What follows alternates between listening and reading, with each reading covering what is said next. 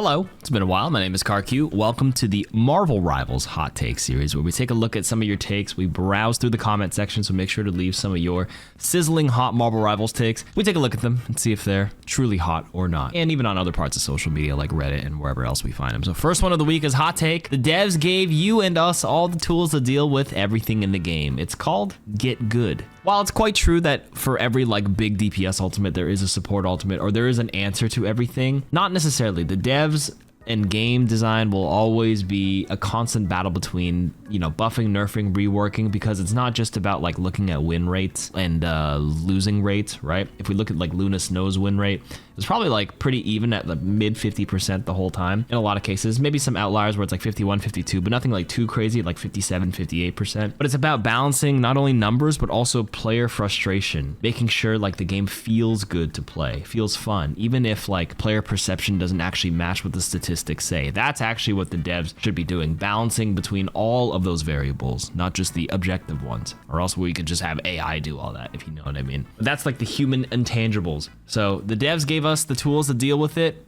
Get Good is part of the equation, but also you do need to address the pain points that players feel to make sure the game still feels fun for the long term. Hot take, as much as I love how much the work the devs are putting into the game, I think they're adding new heroes way too often. Season 3.5 is ending in about 2 weeks, and I'm still getting used to playing as or against Blade. I actually prefer the hero release tempo that Overwatch is doing right now. Okay, here's a counterpoint. What about a middle ground? Because right now Overwatch is on 8 to 9 week seasonal cycle, and they do one hero every other season. So you get a new hero every 16 to 18 weeks, aka 4 to 5 months. So you get 3 releases per year. Right now, Rivals tends to do one release at the beginning and one in the mid-season, so one every 4 weeks, because their seasonal model has shrunk down to also about the same cadence, right? It's 8 to 9 weeks for a season now. So maybe instead of every other season like Overwatch, you could just do every season, just do one hero each time. And I think we're at a good pace. And honestly, not even a hot take, I kind of agree with you. We just kind of got used to Blade. Blade's pretty ass. At least I haven't played against the good Blade yet. You're right. It feels like he just came out yesterday, and now we're getting Angela, and then we're all this Daredevil, all these new things are just happening so fast. And I get it, new heroes and new skins and stuff brings people back, but sometimes too much change is not necessarily the right direction. You still have to address the other big pain points in the game, adding this heroes every 4 weeks isn't going to magically bring players back, when the big problem, where I mentioned in the previous take, you have to take into consider player feelings. Even if they did the video on EOMM saying it doesn't exist, it still feels bad to players, and they just need to do something about it. They can even lie to our face and say they fixed it, but well, actually, I guess they can't do that, because people will still say it's bad, because if it's still objectively bad, it's bad. I got a little on a tangent there, but you know what I'm trying to get at. I think let's go back to the main hot take here. Is the new heroes are added too fast. Agreed. We can do the middle ground between Overwatch and Rivals, which is one every season. So one every 8 to 9 weeks, one every 2 to 3 months. 2 to 2.5 months, excuse me. Hot take, Hulk has one of, if not the highest skill expression out of the cast, being able to beat pretty much every counter when someone uses his kit to maximum capacity. You can bait out cooldowns like Diamond, Hook, Invis Pull, his stun, he has Bubble, he has an air tackle to shut down 90% of the DPS ults. The exceptions are Storm, Wolf, and Punisher, and all tank ults if timed correctly. Hulk as a melee character requires aim to hit challenging air tackles and exiles, and requires a level of mechanics with the ultimate. Insanely high DPS output and ult farming capacity when used right. In my opinion, he doesn't deserve the A tier rating I've been seeing in tier lists. So you're saying he deserves an S tier. For what metric though? Just hero strength? I just think it's less about how Hulk is as a hero and more about how the other heroes are just overtuned, and just putting him in his place with natural synergies and CC that's easier to accomplish, like Emma Frost being able to just walk up, flip somebody, kick them in, be super tanky, and just win a single pick with just a point and click. It's just literally a point and click. And Magneto having a shield or a bubble that can just magically save anybody as well, similar to Hulk in that regard, but also have an ultimate that has the burst to burst through support ultimates, like Meg, Emma being the top 2 tanks for so long. It's not a slash at Hulk. I don't even know if I'm using the right word. It's them themselves. It's also 3 a.m. right now. I can't think right now. You know what I mean? But I agree, Hulk is actually a really cool hero in terms of a lot of expression. He can do a lot, and there's a huge ceiling for him. I just do think his leap mechanic's a little funky. I really wish they went for the Winston style, where just aiming certain like heights and stuff, you could control the distance with like tech like that. It feels strange charging up a bar, because it just feels like you have to like sit and stall for a moment. And I don't like that personally for just like flow of the hero. But I don't know, maybe Hulk mains will disagree and they really do like it. This is mostly for the Hulk players who've played Winston in Overwatch specifically. If we have characters with crazy mobility like Spider-Man or Black Panther, we should have an option in practice range that simulates their mobility so we can train aiming against them. Well, this is where it's community made stuff could be kind of cool. I don't know how you could like code human movement in something like this unless you have a custom script, which is why like an open API model or something like a workshop where people could code in and like record mechanics, or something like Street Fighter where you can control a character, record your motions, and then hit play and then deal with it. Like something like that would be an amazing addition to the game. So this is not really a hot take. I think these are all tools to like keep accelerating the player knowledge and growth over time, and I think it's a great tool. Hopefully could be added. Don't think they're gonna do that anytime soon, if I'm gonna be completely honest with you. If they had a priority list of things they need to fix and add in Marvel Rivals, this is probably like 50th down the list, unfortunately. But I don't disagree. I think this is a good suggestion. Not really a hot take. Ooh, hot take here, Marvel Rivals won't ever need a Mystery Heroes mode. Despite it being a casual mode in Overwatch, which is, if you don't know what Mystery Heroes is for the Marvel-only players who watch this, it auto-swaps you to a random different hero every time you respawn. So Mystery Heroes is actually how I got good at Overwatch, because it forced me to adapt to playing in suboptimal comps, even if comp or competitive ranked queue was where I learned the actual mechanics required to climb. And now the reason I don't think Marvel Rivals needs Mystery Heroes is because we already get the same experience, for example, forced to adapt to playing in suboptimal comps in quick play. Like if you have 4 DPS and 1 Vanguard, they're trying to bust their way through an enemy that actually is on 2-2-2 while I'm on strategist and quick play. I'm not gonna waste time flaming the duelist with the worst stat line. I'm gonna focus on how we can still win with what we have. So the counter hot take to my own hot take is that Mystery Heroes might still be kind of fun. I mean, these are both valid points. Both of these can be true at the same time. Marvel Rivals doesn't need Mystery Heroes because everyone is playing Mystery Heroes anyways when you play quick play. No one's really building a proper composition. Even in your ranked games, no one's building proper comps because it's an open queue. You're getting random ass like 1-5-0 comps, 1 tank, 5 duelist, 0 support or strategist comps, right? So I get that, but also your final hot take where it still might be kind of fun. Also true. The thing with Overwatch's Mystery Heroes is that it's pseudo random. So if you die, there's a chance that it will try to roll a 1 minimum of each roll. Let's say if we were to implement a Mystery Heroes and Rivals and make it fun, here's my suggestion: a minimum of 1 of each roll. That's it. So like if everybody rolls, I don't know, you could definitely code this out, right? And if you have like 3 tanks, 2 duelists, 1 strategist, right? And the strategist dies first, they have to respawn as a strategist because they need the 1 minimum. But if they die second, like the duelist dies, they could be slotted into any of the 3. So not true random, not true mystery, but you know, enough to kind of make it with slight parameters and boundaries to make it more fun. I know it takes away the idea of true mystery, but I do think with some light parameters like that, you could genuinely make it a really fun casual mode. And I think casual mode is kind of missing in Rivals. I can't tell you the last time I queued quick play because ranked is quick play for me because it's such a casual game. It's the Mickey Mouse ranked system where it's such a joke that like I'll just queue it with, I don't even care. I don't care about my rank in that game at this point, you know? So like I decayed. I was authentically or genuine ethical smurfing, if you will, because I was in Eternity 2-3 seasons ago. I barely played Rivals these past couple of months, and I reset to Platinum after not playing for a hot minute, and I was playing in Plat games for a bit, and I was smoking people, and I feel bad because this is like, I'm not trying to, but this is their system right now. I'm just getting thrown into like a Plat game, and a Plat player just sees my like emblem, they're like, what the fuck is an Eternity player doing in this lobby? Former. Like, I'm a little washed, I haven't played in a while, but like, I still got my chops, you know what I mean? I'm sorry that this Rivals video is really drawing comparisons to Overwatch for the Overwatch players here, but Overwatch obviously had 10 years of experience in a lot of fuck ups, let's be real here, and things to optimize. And you know, they've been able to fix some of their issues despite what some of the community people will say. They have a hidden MMR system that does decay, but it goes to a certain cap. So I don't think you're allowed to decay past Diamond. And their placement system is a very aggressive anti-smurf. If they detect you play really well, like the people are being like, oh my God, I could make a new account and suddenly jump up to GM. Maybe you overperform in your placement, so what? But right now, the fact that everyone has to start in bronze on a fresh account, like all these games and these low elos are just gonna feel so bad for such like forever because it's a free game, people keep making new accounts, and you know, people who don't play get decayed from eternity to plat, and if I didn't play again, it might even go even further, and maybe I'll just end up playing in, you know, silver or bronze again. I may be out of the loop, and I maybe missed some of the recent patch notes where they've kind of started to address things like that, where you're only allowed to decay to a certain point, but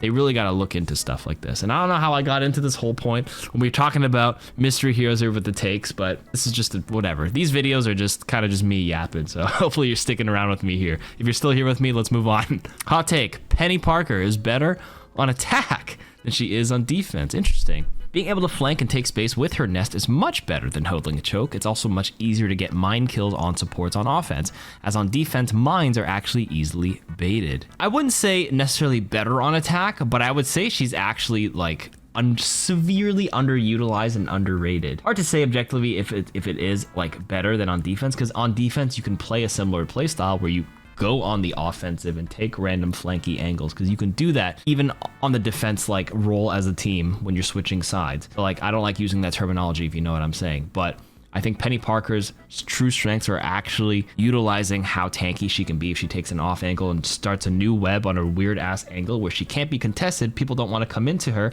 because she's controlling this tight room and space that's not in the traditional choke. And then she keeps healing on the ground because the webs are on the ground. She's constantly healing, and she has a click stun. She has a stun on a pretty short cooldown and pretty decent damage up close because she can headshot now. So she's a threat. And I do think the best Peni Parker players do play like this. They do. If you guys watch top Peni players, they're going on crazy flank angles no matter on attack or defense. So for the Peni players, look that stuff up. Try to get good. Hot take: the reason why people hate having Thor on their team is because his kit is incredibly selfish for a tank.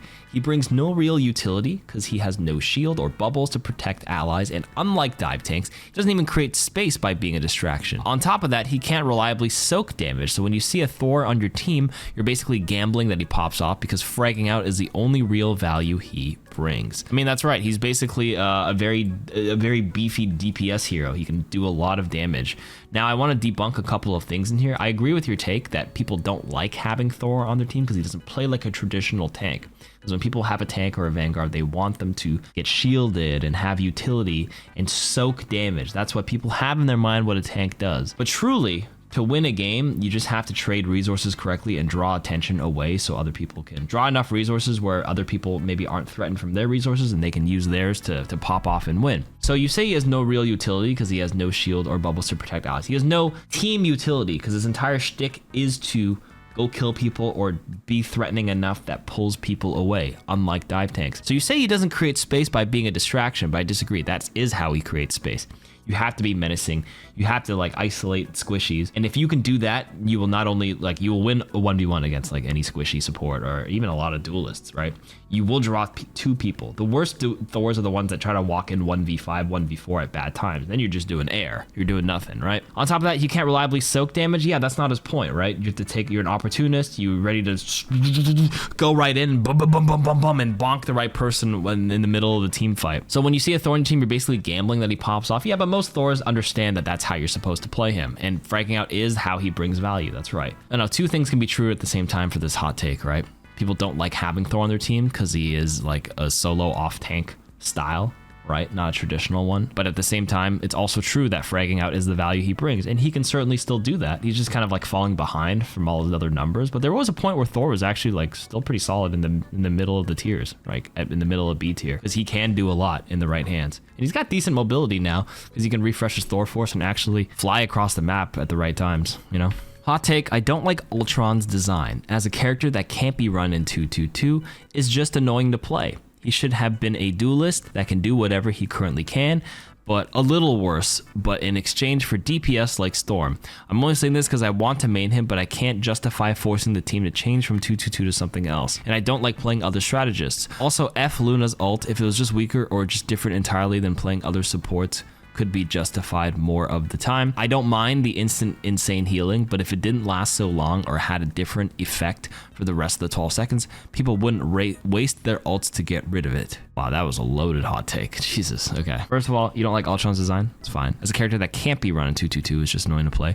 Well, the fact that you can still, you know, if you're filling for your team, and you have like 2-2-1 and you're the last person, the fact that you're still playing Ultron is better than locking another duelist and playing a 2-3-1 for the most part, right? So that being said, he is most optimal as we've seen in pro play and over time, that he is best with like a triple support comp, and he plays like that off support role where he has a lot of DPS output, but he's still doable in 2-2-2 in my opinion, specifically, especially for your average player in your average lobby, and the fact that you're technically on a strategist. Count your blessings, guys. If you see someone who's Luna and you have one strategist and the other person happens to pick Adam, like, I don't know, like if the fact that I have one, if I happen to not be playing the strategist and I see the Adam, like, and he, you know, he works better in triple, or I see the Ultron, I'm not gonna be like, Adam, can you pick somebody else? Because you know what's gonna happen? People are babies, I'm sorry. You have to play a little psychology when you play online games, okay? They're just gonna be like, oh, you want me to switch to Luna for you or Invisible Woman? Fuck you. Now, I will actually lock in Spider-Man for you and go feed. Like, people are very fragile, so the fact, like, count your blessings.